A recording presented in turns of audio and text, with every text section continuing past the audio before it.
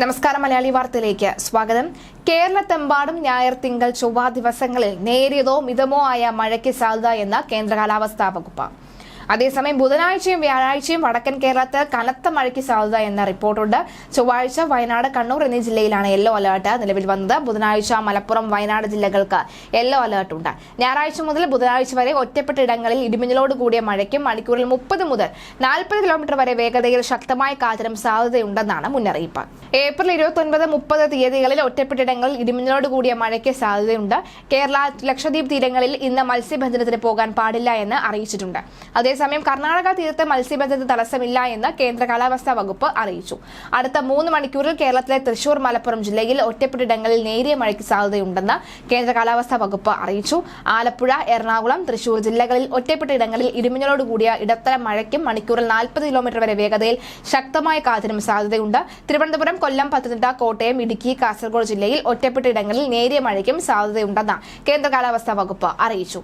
2025 April 26, അതായത് ഇന്ന് മുതൽ 28 വരെ കേരളത്തിൽ ഒറ്റപ്പെട്ടിടങ്ങളിൽ ഇടിമിന്നലോട് കൂടിയ മഴയ്ക്കും മണിക്കൂറിൽ 30 മുതൽ 40 കിലോമീറ്റർ വരെ വേഗതയിൽ ശക്തമായ കാറ്റിനും സാധ്യതയുണ്ട്. ഏപ്രിൽ 29, 30 തീയതികളിൽ ഒറ്റപ്പെട്ടിടങ്ങളിൽ ഇടിമിന്നലോട് കൂടിയ മഴയ്ക്ക് സാധ്യതയുണ്ടെന്ന് കേന്ദ്ര കാലാവസ്ഥാ വകുപ്പ് അറിയിച്ചു.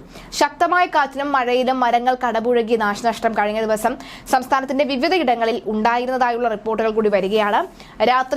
കഴിഞ്ഞ ദിവസങ്ങളിൽ രാത്രി പെയ്ത മഴയിൽ ശക്തമായ കാറ്റിലും മഴയിലും തങ്കശ്ശേരി, അതുപോലെ തന്നെ ആശ്രമം, ഉളിയാങ്കോവിൽ, അതുപോലെ മുണ്ടാലുമൂട് എന്നിവിടങ്ങളിൽ മരങ്ങൾ കടപുഴകി നാശനഷ്ടമുണ്ടായി.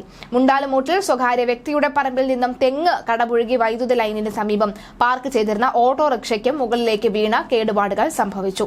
തങ്കശ്ശേരി ചെറുകുളത്ത് മരം കടപുഴകി ഗതാഗതം തടസ്സപ്പെട്ടു.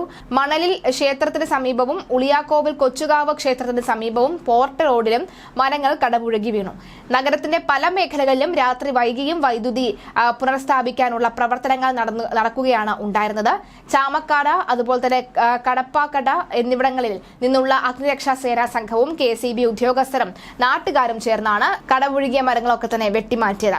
കാസർഗോഡ്, കരിന്തളം, അതുപോലെ തന്നെ കോയിത്തണ്ട പ്രദേശത്ത് ശക്തമായ മഴയിൽ ആലിപ്പഴ വർഷവും ഉണ്ടായി. കണ്ണൂർ, പെരിങ്ങാലയിൽ മണിക്കൂറിൽ 59 കിലോമീറ്റർ വേഗതയിലാണ് കാറ്റ് വീശുന്നത്. കാസർഗോഡ്, എരിക്കുളത്ത് കാറ്റിന്റെ വേഗത മണിക്കൂറിൽ 52 കിലോമീറ്റർ വരെയാണ്. വരും മണിക്കൂറിൽ പത്തനംതിട്ട, ഇടുക്കി, എറണാകുളം, തൃശൂർ, പാലക്കാട്, കോഴിക്കോട് ജില്ലയിലും മഴ പ്രതീക്ഷിക്കാം. മഴയ്ക്കൊപ്പം 40 കിലോമീറ്റർ വേഗതയിൽ കാറ്റിനും ഇടിമിന്നലിനും സാധ്യതയുള്ളതിനാൽ ജാഗ്രത പാലിക്കുക. അതേസമയം കോട്ടയം, മലപ്പുറം ജില്ലയിൽ ഒറ്റപ്പെട്ട നേരിയ മഴയാണ് സാധ്യത. എന്തായാലും നിലവിലെ സാഹചര്യത്തിൽ ശക്തമായ മഴ തന്നെയാണ് വിവിധ ഇടങ്ങളിൽ പ്രതീക്ഷിക്കുന്നത്. അവധി ദിവസമാണ്. കടലിലേക്ക് ഇറങ്ങുന്നവർ സൂക്ഷിക്കുക. ജലാശയങ്ങളിൽ കുളിക്കാൻ പോകുന്നവരുടെ ശ്രദ്ധ വേണം. എപ്പോഴാണ് മഴ മാറുക എന്ന് മനസ്സിലാകില്ല. മാത്രമല്ല, മലയോര മേഖലകളിൽ യാത്ര തിരിക്കുന്നവരും ശ്രദ്ധയോടുകൂടി വേണം യാത്ര തിരിക്കാൻ.